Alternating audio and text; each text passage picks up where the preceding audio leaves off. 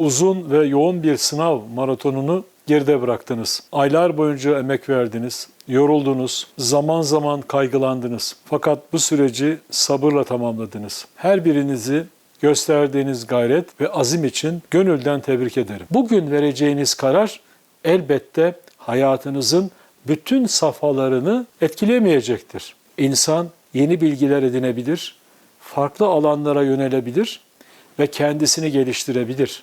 Fakat doğru yapılmış bir üniversite tercihi size güçlü bir başlangıç noktası, nitelikli bir eğitim çevresi ve mesleki hayatınıza hazırlanabileceğiniz değerli fırsatlar sunar. Çok kıymetli gençlerimiz, içinde bulunduğumuz yıllarda insanlık tarihinin en büyük dönüşümlerinden birine hep birlikte tanıklık ediyoruz. Yapay zeka, biyoteknoloji, kuantum teknolojileri, siber güvenlik, yeşil dönüşüm, dijital üretim ve finansal teknolojiler gibi çok sayıda yeni sektörler ortaya çıkmakta, çalışma hayatının ve mesleklerin doğası değişmektedir. Bugün üniversite tercihi yapan bir gencimiz yaklaşık 40 yıllık bir çalışma hayatına hazırlanıyor. Bu nedenle tercih yaparken yalnızca mezun olduğumda hangi işi yaparım diye düşünmeyin. Bu program bana değişen şartlara uyum sağlayacak bir donanım kazandırabilecek mi? Kendimi geliştirmeme, bilgilerimi farklı alanlarda kullanmama imkan verebilecek mi?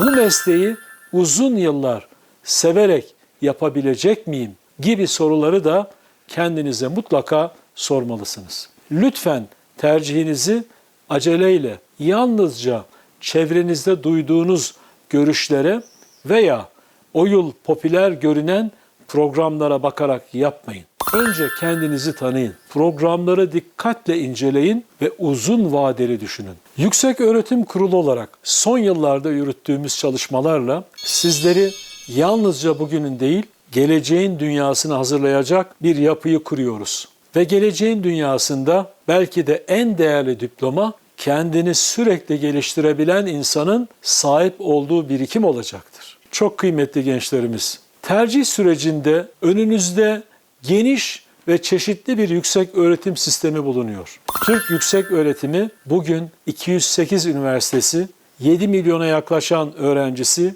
güçlü akademik kadroları, hocaları, araştırma altyapıları, laboratuvarları, teknoparkları, uygulama merkezleri, uluslararası işbirlikleri ve başarılı mezunlarıyla büyük bir akademik ekosistemdir. Artık yalnızca diploma sahibi olmak çalışma hayatında başarı için yeterli değildir. İş dünyası alan bilgisinin yanında deneyim, takım çalışması, problem çözme, etkili iletişim, yabancı dil, dijital yetkinlik ve iş disiplinine sahip mezunlar beklemektedir. Bu nedenle öğrenciye ve işverene yeterli katkı sunmayan 20-30 günlük kısa süreli stajların yerine en az 1 veya 2 dönem süren iş yeri temelli eğitim modellerini bütün üniversitelerimize yaygınlaştırıyoruz. Öğrenciler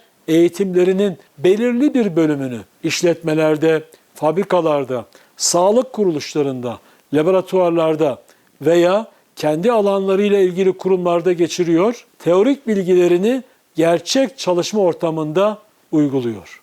Bu modeli Gaziantep, Konya, İstanbul, Bursa, Kocaeli, İzmir ve Ankara olmak üzere 7 pilot ilde 185 program ve yaklaşık 120 bin öğrenciyi kapsayacak bir biçimde hayata geçirmeye başladı. Üniversite, organize sanayi bölgesi ve işletmelerin birlikte hareket ettiği bu okul mezunlarında istihdam oranının %90'ların üstüne çıkması, uygulamalı eğitimin önemini açık bir şekilde bizlere göstermektedir. Robotik sistemler, otomasyon, siber güvenlik, dijital üretim, enerji, sağlık ve savunma teknolojileri, ilaç üretimi, akıllı tarım ve lojistik gibi pek çok kritik alan iyi yetişmiş teknik insan kaynağına ihtiyaç duymaktadır. Önemli olan programın süresi değil, kazandırdığı bilgi, beceri, deneyim ve çalışma hayatıyla kurduğu ilişkidir. Yurt dışında yüksek öğrenim görmeyi planlayan gençlerimize çok önemli bir hususu hatırlatmak isterim. Yurt dışında eğitim kararı geleceğinizi şekillendirecek önemli bir adım ve yatırımdır. Bu nedenle tercih edeceğiniz üniversitenin Yükseköğretim Kurulu tarafından tanınıp tanınmadığını eğitime başlamadan önce mutlaka kontrol etmelisiniz. Yükseköğretim Kurulu tarafından tanınmayan yükseköğretim kurumlarından alınan diplomalara denklik verilmesi mümkün değildir. Bu nedenle tercih sürecinde atacağınız ilk adım üniversitenin tanınırlık durumunu teyit etmek olmalıdır. Şunu açık ve net ifade etmek isterim ki herhangi bir üniversite veya program için önceden denklik garantisi verilmesi söz konusu değildir. Kıymetli ailelerimize de hitap etmek isterim. Evlatlarınızın iyi bir gelecek kurmasını istemeniz son derece tabiidir. Ancak onların tercihlerini yalnızca sizin gençlik döneminizdeki değerli kabul edilen mesleklere veya çevrenizin beklentilerine göre asla şekillendirmeyin. Gençlerimizi dinleyelim. Güçlü yönlerini, ilgi duydukları alanları ve nasıl bir hayat kurmak istediklerini anlamaya çalışalım. Rehberlik edelim fakat kıyaslamayalım, yargılamayalım. Bilgi verelim fakat baskı kurmayalım. Çok kıymetli gençlerimiz, sizler yalnızca kendi geleceğinizi değil, Türkiye'nin geleceğini de inşa edecek kuşaklarsınız. Biz sizlere güveniyoruz. Hayalleriniz büyük olsun.